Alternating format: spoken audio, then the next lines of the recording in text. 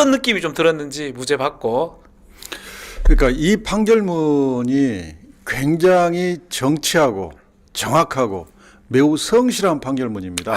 예. 그래서 이 판결문은 대법원에 가서도 단 한 자도 고쳐지지 않을 겁니다. 네. 그래서 뭐 국민의힘이 판결에 대해서 뭐 대법원에 가면 또 뭐 깨질 것처럼 그런 기대를 가지고 있는 것 같은데 그건 허망한 헛된 꿈이고요.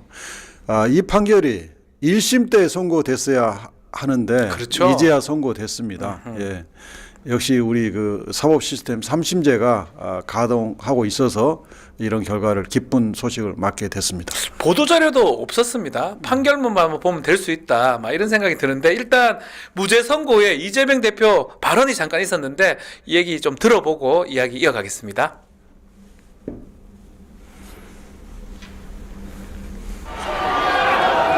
진실과 정의에 기반해서 제대로 된 판결을 해주신 재판부에 먼저 감사드립니다.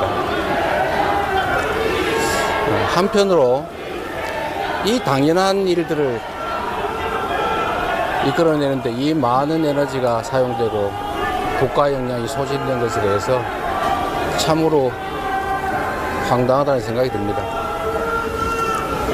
이 검찰이 또 이 정권이 이재명을 잡기 위해서 증거를 조작하고 사건을 조작하느라 썼던 그 역량을 우리 산불 예방이나 아니면 우리 국민들의 삶을 개선하는 데 썼더라면 얼마나 좋은 세상 됐겠습니까?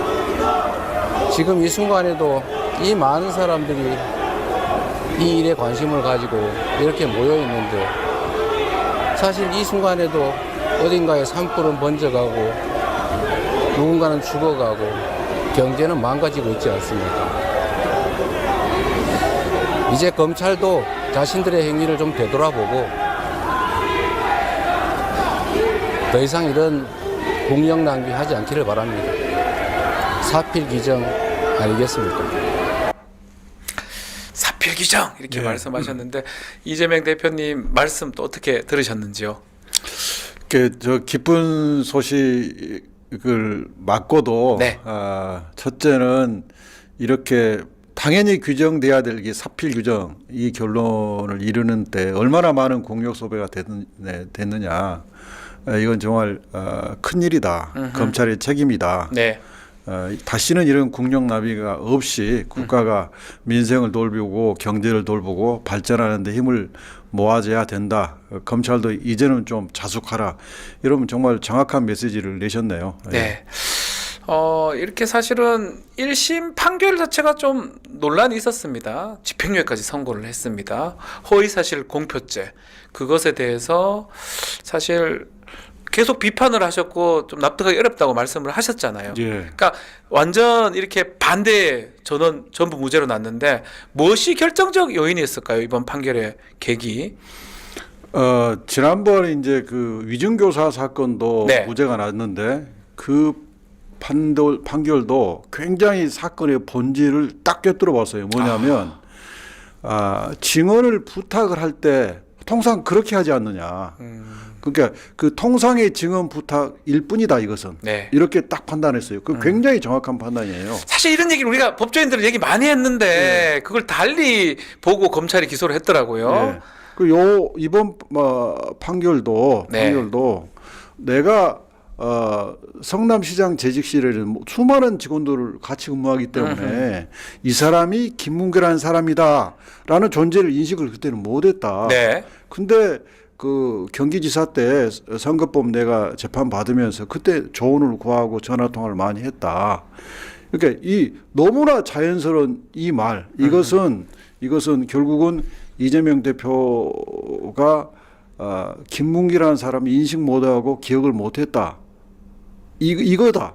나머지는 다 그것에 대한 부수적인 거고 보조적인 사실이다. 네. 이거 정확하게 짚어낸 거죠. 그렇죠. 또 백현동 부분에 대해서도 그것은 국토부가 엄청나게 압력을 넣어서 세게 압력을 넣어서 우리로서는 어쩔 수 없이 들어줬다. 요 말. 네. 이 말은 그 성남시장의 의견이고 판단이라는 거예요. 나머지는 다 그걸 부수적이고 보조적인 거라는 거예요. 그렇죠. 요 핵심을 딱 이 재판부가 짚어냈어요. 그래서 그 핵심을 딱 두 개를 놓고 나머지는 이제 법리적으로 또 사실 판단을 해서 뭐 인식과 기억은 처벌 대상이 아니다. 네.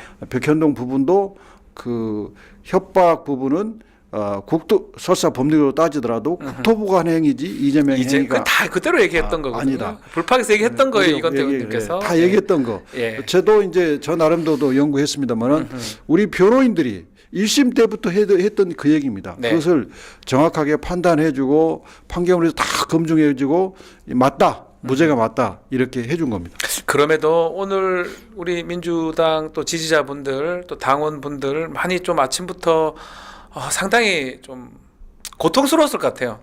기대도 있지만 또 불안감도 있고 왜 이거 사법부 판결들을 이렇게 나는 게 어쩌면 당연한 건데 왜 불안하게 지켜봐야 됩니까? 이 부분 질문 좀 드리고 싶습니다. 못 그건 믿게 이제 됐어요. 어쩌면. 사법부가 국민으로부터 불신받고 있는 네. 거죠. 그러니까 1심 때부터 당연한 사실이 판사 입으로 확인돼야 되는데 엉뚱한 판결이 그러니까 왕왕 나오잖아요. 예. 지기현 판사 판결도 그렇고 최근에 구속 취소 결정 이런 윤석열. 엉뚱한 판결이 나오니까 네.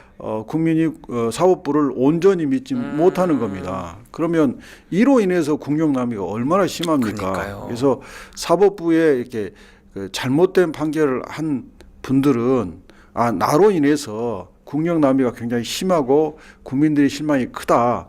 이걸 한번 되돌아봤으면 좋겠습니다. 저도 사실 변호사라 보니까 질문들을 하면 사실은 제가 아는 또 제가 배운 제가 공부한 그 내용대로 답을 하는데 이재명 대표님 선거는 좀 반대로 많이 나가지고 제가 뭘 어떻게 할 때마다 거짓말하는 사람처럼 돼버려가지고 마음이 좀 많이 아팠습니다. 오늘 또 사실 무죄가 당연히 될 거라고 생각을 했지만 기대는 하고 있었지만 또 혹시나 다른 결과가 나면 어떡할까 이렇게 했었는데 선고가 꽤 길었어요. 2시부터 아마 시작을 했는데 1시간 20분? 예, 3시 반 이상 됐을 때 결과가 이제 나왔었는데 어떻게 초반에는 이제 그 김웅기 씨 얘기를 했었거든요. 원심 파기 그러니까 무죄 예상을 하셨습니까? 네, 김문기 관련해서 공소 사실이 3개입니다. 네. 김문기를 알지 못했다. 김문기하고 골프 치지 않았다. 그 경기지사 공직선거법 재판 때 김문기하고 전화 통화했고 그때 알았다. 이 3개예요. 3개죠. 3개인데 네. 1심에서 1번과 3번은 무죄가 됐는데 2번 김문기하고 골프 치지 않았다. 이 부분은 유죄가 됐어요. 그렇죠. 근데 판결문이 1번과 3번을 쭉 설명을 했어요. 근데 그때는 무죄 취지로 판단을 했단 말이죠. 예. 근데 그것은 어차피 1심에서 무죄됐기 똑같은 때문에 거였잖아요. 무죄됐기 때문에 예. 2심에서 무죄더라도 우리는 본전이에요. 근데 3번이 이제 어떻게 가장 나올지 중요한 거. 예. 골프 쳤냐 안 쳤냐 이 부분. 예. 네. 골프 쳤나를 부분에 딱 돌아서 이 판사님이 이것은 사진이 조작됐다는 얘기고 변호인 이건 그대로 받아주셨네요. 그렇죠. 여기에서 골프 쳤다는 얘기는 또 도출이 안 된다. 그렇게 해석되지 않는다. 예. 그리고 검사식으로 해석하더라도 다의적으로 해석할 수 있다. 그렇죠. 다의적으로 해석할 수 있는데 유죄로 국한에서 해석할 수가 없는 거 아니냐. 네. 그 다음에 골프 치지 그 사진에 관한 발언은 결국은 김문기 몰랐다고 하는 것에 보조적인 진술에 불과하다. 그렇죠. 독자성이 없다. 예. 그렇게 판단하더라고요. 와, 근데 거기서 그럼에도 불구하고 백현동은 쫙 남아 있어. 근데 그 김문기 부분은 포괄적으로 무죄를 그때 받은 걸로 제가 알고 있는데 뒷부분이 중요하잖아요. 근데 그 판단이 딱 받으면서 제가 어떤 생각을 했냐면 예. 이런 식으로 세밀하게 엄정하게 법리를 주장한다면 아하. 틀림없이 백현동도 무죄를 선고하겠구나. 그때 확신을 가졌죠. 와, 그때 들으면서 확신 들었는데 실제로 백현동 또 이제 우리가 생각했던 대로 결론이 났습니다. 나고 좀 뭉클하셔서 저는 사실 좀 울었습니다. 그렇죠. 마음 눈물을 울고는 그렇진 않았지만 왜냐하면 너무나 당연한 거고 너무나 맞는 정의적인 부분에서 당연한 건데 이제 이게 안 나올까봐 좀 두려움도 있었는 거거든요. 됐다 하면서 예. 됐다 하면서 좀 눈물이 찔끔 나죠. 의원님도 조금 그렇죠. 우셨습니까? 그렇습니다. 예. 네. 저는 이제 이재명 대표를 위해서 제가 저도 카톨릭인데 네, 3번을 하느님께 기도를 했어요. 기도까지. 예, 구속 그때 영장 청구 됐을 네. 때 우리가 한 번 더 기도를 했고 칼로 찔렸을 때 한번 기도드렸거든요. 예. 제가 이제 하나님이 제 말씀을 잘 들어주는 것 같아요. 이번에도 이제 제가 우리 의원실에서 앉아가지고 예. 아침에 기도를 했는데 정말 잘 돼서 너무 좋고 백현동 부분은 네. 우리가 전에 이제 여기 나와서 설명할 때도 문장을 쭉 나눠가지고 전반부는 성남시에 있는 5개 공공기관의 부지를 지방으로 이전하는 문제를 총괄적으로 설명을 했고 공소사실의 그 문제의 발언은 그때 한 것이지 백현동 사업 부지 관련해서는 했던 말이 아니다. 네. 그 말을 했잖아요. 그렇죠. 근데 재판부가 발언을 이렇게 1번, 2번, 3번, 4번, 5번 이렇게 네. 전에 7개로 나눴는데 네. 그걸 5개로 나누셔가지고 그 문제의 발언은 3번에서 나온 발언인데 이 발언은 백현동 사업과 관련된 발언이 아니다. 이렇게 정리를 하셨어요. 야, 그러니까 변호인들 주장보다 더 꼼꼼하게 뭐 했던 거 다 받아들이고 더 꼼꼼하게 하나하나 다 판단을 하셨네요. 굉장히 꼼꼼하게 발언했더라고요. 그래서 이제 5번 발언할 때 예. 판단할 때도 그러니까 이런 거죠. 그 검사의 주장은 국토부가 혁신도시법 의무 조항에 의해서 용도 변경을 요구했다. 네. 그래서 백현동을 용도 변경을 해준 것이다라고 거짓말했다는 거예요. 네. 그런데 우리 주장은 이미 그 부분 총괄 부분이 끝난 다음에 나머지 백현동 부지는 하고 완전히 화제를 바꿔요. 바꿔서 얘기한 네, 거다. 그때 바꾸고. 그때 설명해 주셨어요. 예, 화제를 바꾼 다음에 네. 국토부가 백현동 부지에 대해서는 별도로 공문을 보내서 네. 완전히 화제가 바꿔진 그렇죠. 거예요. 보내서 요구를 했는데 그냥 그 이러이러한 요구를 해서 그게 법률상 요구이기 때문에 그것도 법률상 요구이기 때문에 또 그렇지만 그냥 들어줄 수 없어 우리가 R&D 부지를 약 8,000평 약 1,000억 이상의 R&D 부지를 기부 체납 받고 들어줬다 이런 취지로 발생하셨단 맞습니다. 말이에요. 근데 이제 그러면 법률상 그 법률에 의한 요구이기 때문에 이것을 재판부가 구체적으로 판단을 했어요. 국가균형발전법 몇 조에 보면 국가 시책에 대해서는 지방자치단체는 협조하도록 의무조항으로 돼 있다. 돼 있다. 네. 지방자치법에도 보면 협조하도록 돼 있다. 이거 구체적으로 판단했어요. 네. 그렇기 때문에 법률에 의한 요구라는 것이 진실이다. 거짓말이 아니다. 네. 이렇게까지 아주 구체적으로 그러니까 다 판단했어요. 하나하나 변호인들 주장했던 것들을 다 받아들였는데 요거 하나가 눈에 띄었어요. 이게 사실 어제 보도가 되면서 또 종편에서는 달리 또 해석을 했습니다. 보도자료 배포하지 않는 거.